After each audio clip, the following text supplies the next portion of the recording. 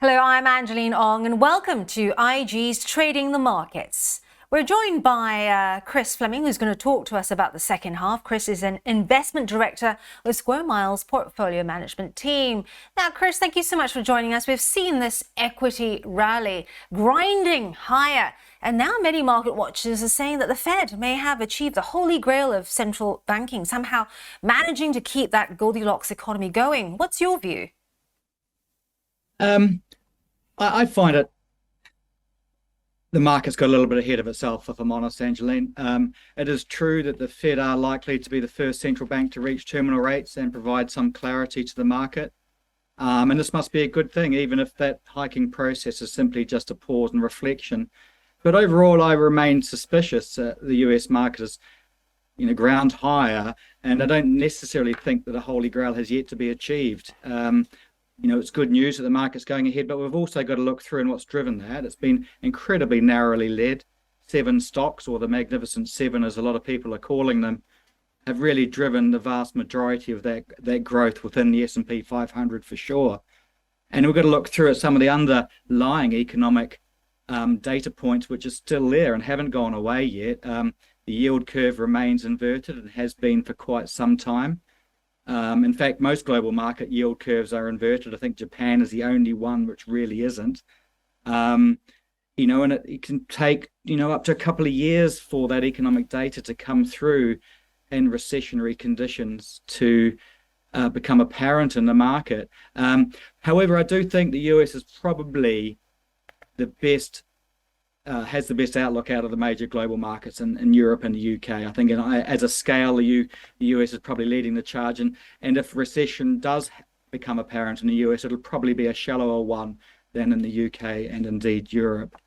So I think the market's got a little bit ahead of itself. I find it too hard and excited to chase that. We're not simply going to put more money into the US. And I think, if anything, probably the contrary for the time being. But it's got some work to do yet, and the Fed's done, I think, a reasonable job at getting things under control, but we've still got those other macro data points still out there kicking around, which haven't really come through. And the US job farm roll one is one of those things which is going to be focused on quite heavily. Now, as you rightly say, the risks haven't gone away. I was looking at numbers on credit as well, and also consumer consumption still remains weak, and of course we've got all that political uncertainty both sides of the Atlantic. What tangible data points are you looking for that kind of give you that red flag? Okay, this is when that reset of the markets is going to take place. I think consumer expenditure and savings rates is one of those. We've seen that in the US and in the UK as well. Those figures have depleted quite a lot, and that's a bit of a red flag actually, because we've yet to see the average guy on the street survive without those savings, if you like. I mean, the US numbers have come down and fairly much all gone now. I think it's the same in the UK. And whilst rates continue to go ahead in the UK, we've got different challenges with housing markets, resetting our personal debt levels and so forth that are different from the US, which is part of the reason why we feel that the UK is in a more precarious spot than the US as a result of that. So that's certainly one thing we're looking at. Job and unemployment levels is another one. I mean, that has a feedback loop back into inflation. And if wage inflation starts to come through at a more heavier pace within the UK, then that might make the Bank of England not be so sanguine about where they are today on that 5.25% rate. It might go further and be higher for longer as a result. So those are the things that we're really focusing on at the moment. And the other thing you've got to think about is valuations of the equity markets as well. They're all a bit they're all right at the moment, nothing too bad. The UK is quite undervalued relative to where it has been in the past, but if you look at the US, it's trading on 21 times at the moment. And if you strip out those 7 stocks I was talking about before, that slips that back down to average levels. And it's fairly much the same wherever you look. They're all average levels, perhaps a little bit lower than where they had been. So we don't really think there's a pause to be too excited about taking on too much risk at this point in time. Now, Chris, speaking of risk, you sit on the Tactical Asset Allocation Committee at Square Mile. You're also a specialist in strategic asset allocation models. What kind of diversification are you putting in place, based on what you've just talked about?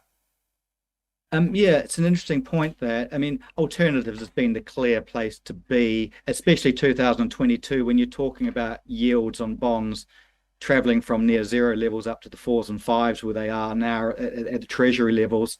And so it's been a good trade to have as a bit of a diversification away from those sorts of asset classes during 2022. I think the argument for that has weakened a little bit with yields where they are, but you still need to have some form of diversification in your portfolios.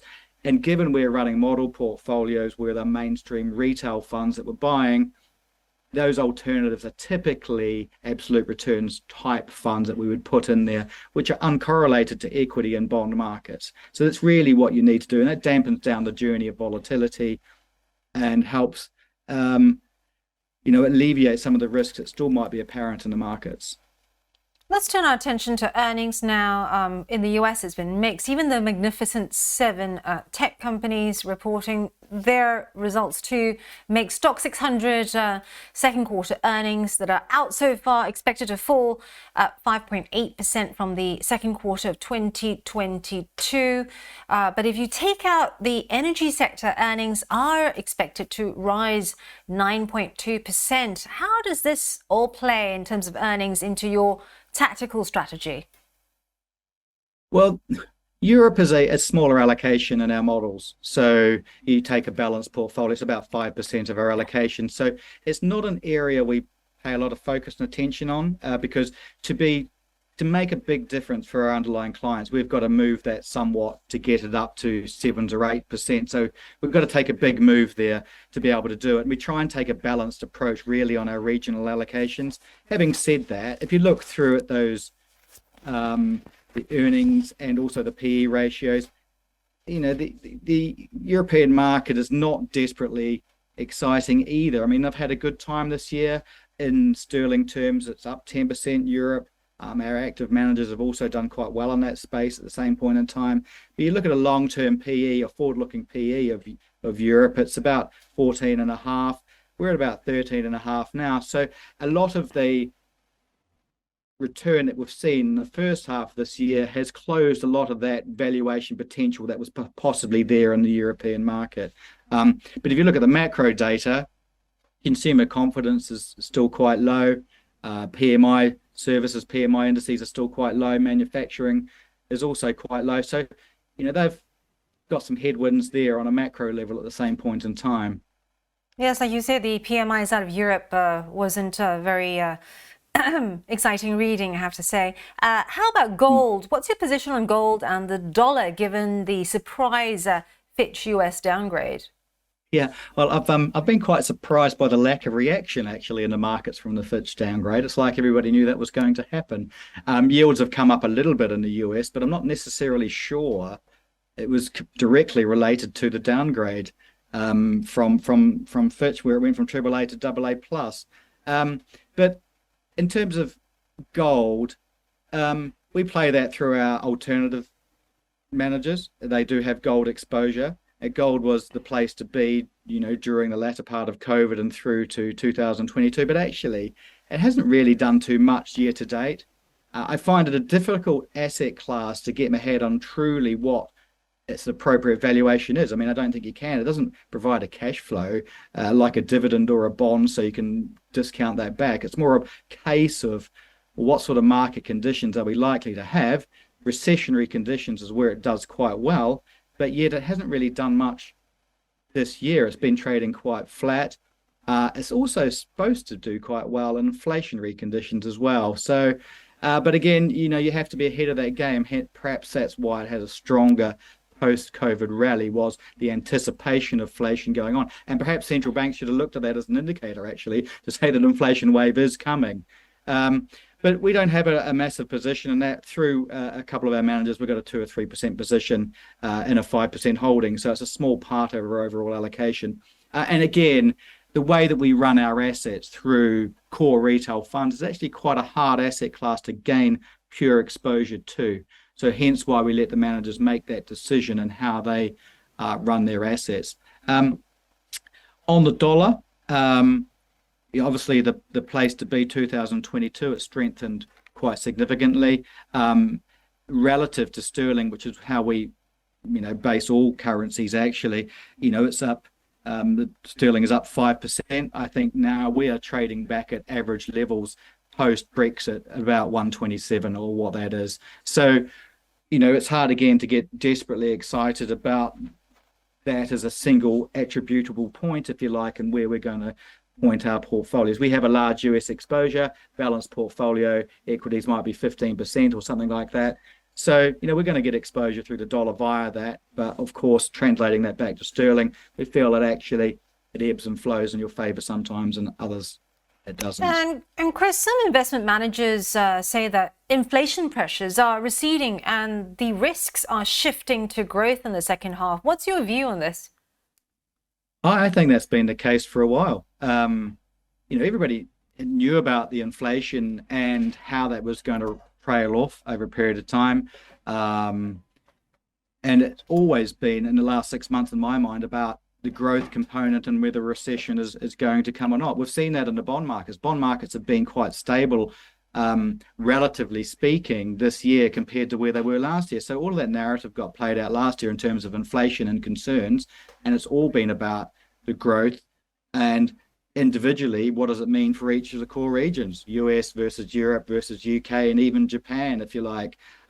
So yes, I completely agree. And that's, that is why we are more cautious now about risk assets, and perhaps what we have been in the past is that, well, okay, we've had significant changes in interest rate policy.